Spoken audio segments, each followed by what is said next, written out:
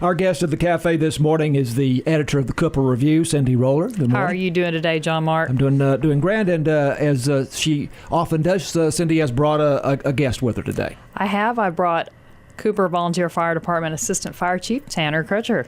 Good morning, Tanner. Good morning. Thanks for coming in.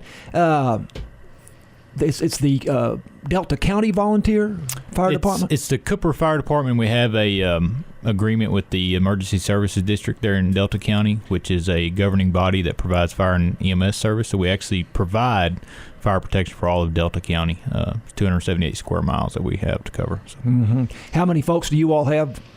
I believe we're at 18 currently, 17 or 18, and that fluctuates. But. And that is one of the things we're going to be talking about because, Cindy, what have you been telling me about the needs of the volunteer fire department? So in need of volunteer firemen. I mean, just the other day, you were telling me you only had like 4 volunteers, and it was a 2-story house fire. So, I mean, right there tells you that we need some volunteers, and we need some younger volunteers. So. Now, that fire destroyed a house. It did, completely burned to the ground. In fact, they got called back 2 more times after that. So you said you have 18, but that's not enough. We have 18. There's 5 fire departments total in Delta County. There's Cooper, Klondike, Pecan Gap, and East Delta.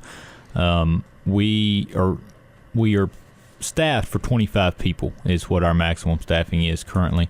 But with today's society, people are more involved in other activities. There's a lot more to be involved in, whether it's school-related or work-related or social-related. So it seems like the volunteer fire service across the country, not just in Cooper or Texas, has taken a hit. Mm-hmm. Now, the fire department in Cooper, is it totally volunteer, or some of you guys? It's for the most part totally volunteer. We have 2 positions that are stipend, one of them being our city fire marshal and the fire chief position. But as far as the hours, it's totally volunteer. It's at a volunteer basis. In other departments, they're completely volunteer as well. Mm-hmm. And you're a volunteer? Yes. We require, the requirements, you must be 18 years old. You must live within a reasonable distance of Cooper. You must be in good physical condition and be able to pass a background investigation, and also be dependable. I mean, we're looking for people. It costs us a lot of money to train somebody and to equip them, and then to provide them with the benefits, whether it's the insurance, the workman's comp, and then their benefits through the city. So we want to make sure that we get somebody who's willing to come in there and make a hand and pull their weight. Driving the truck? Do they have to? Yeah, there's training that we'll put them through. There's some requirements through the state that we meet, and our training program is actually through the state of Texas Fire Marshals and Firemen's Association, and it's a curriculum that we've adopted. And if they complete the curriculum, they're eligible to set for the state certification to be a paid career fireman.